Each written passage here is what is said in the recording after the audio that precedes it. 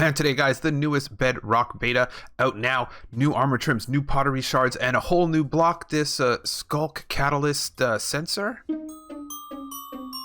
Hey there, guys, Skippy here.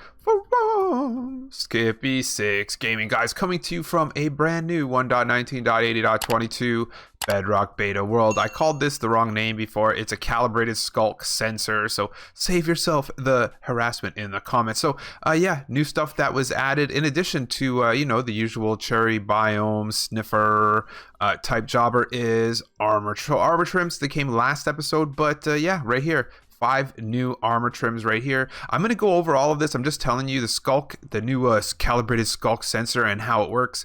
The pottery shards, we're going to go through it all together.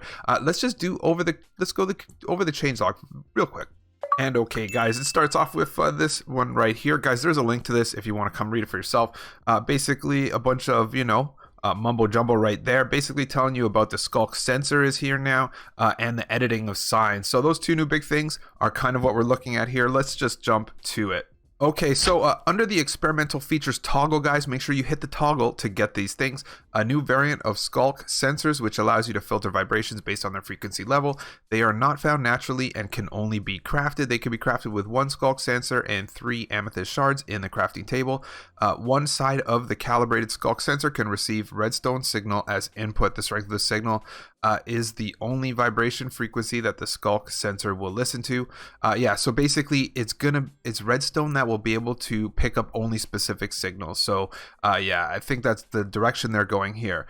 Vibration resonance blocks of amethyst have a new behavior when placed adjacent to a Sculk sensor. If that Sculk sensor receives a vibration, the block of amethyst will re-emit its frequency as a separate vibration at a location, at its location.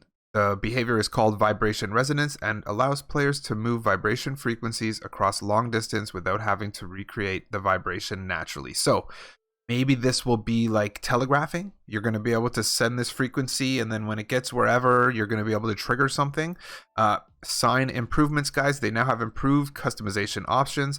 The sign text can now be edited after placed. It can be done in the interface. Both sides of the sign can have different text and colors, allowing for future customization options. By default, the sign will prompt you to input the front side text when placed. Yeah, basically signs, we're going to play with them. We're going to look at them for ourselves. They can now be waxed with honeycomb, basically stopping you from editing it further. So that's pretty cool. Next one. Archaeology changes, guys. They added the trail ruins, a buried structure from a lost culture. So this is just a new one. We'll take a look. Added suspicious sand to warm ocean ruins. Added suspicious gravel to cold ocean ruins. Added 16 pottery shards. Now 20 pottery shards in total. So there's now 20 in total. There's a whole bunch. These have been distributed between 5 archaeology sites. Between all of those ones listed right there, looted items should now reveal themselves properly when suspicious blocks are brushed. Regardless of which item is contained. There's new particles on the cherry leaves. Pink petals now make a sound when adding more pink petals to them.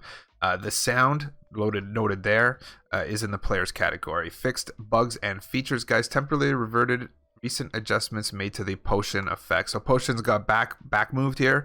Focus indicator is now automatically visible on menu items while using a keyboard.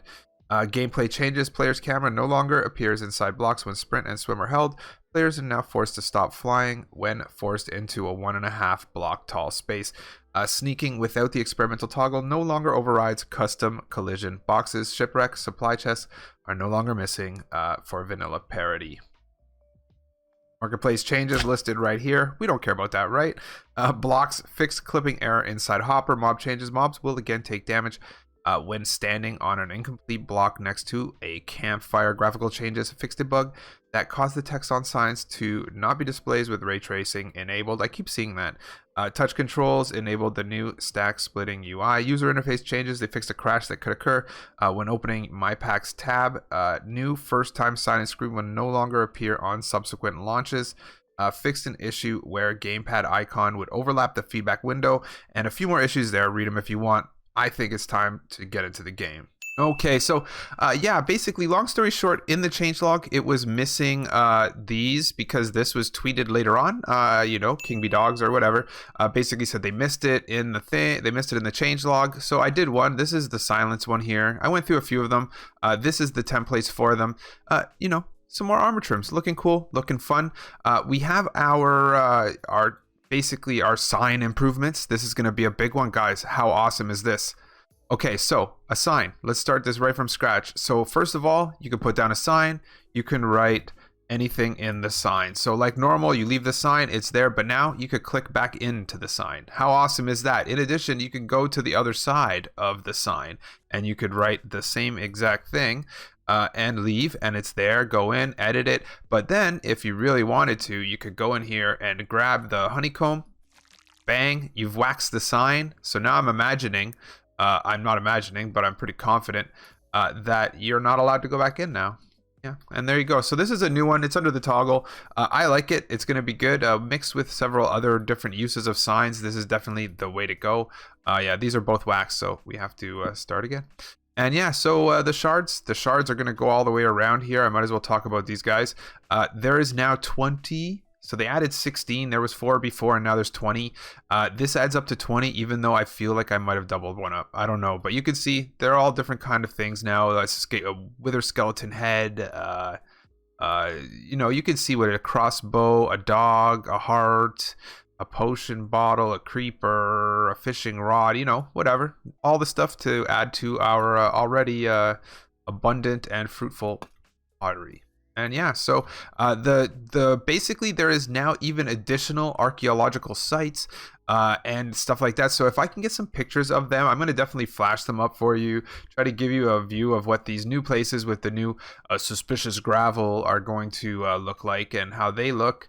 And let's do the Sculk, let's do the calibrated Sculk sensor. So guys, I'm going to give you my best understood explanation of these sensors. So basically, it's my understanding that basically you're going to power one side.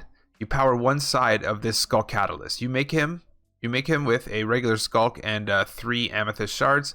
And then basically what happens is once you put this guy next to it, so you can see you trigger him.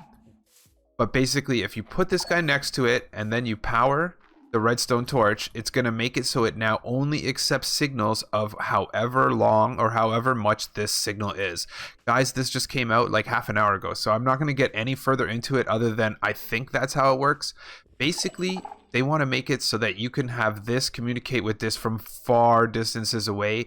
Not only that, but you could communicate with it and this specifically. So not just like all redstone, but this one specific redstone thing. You can hit it, you know, ding, way down there.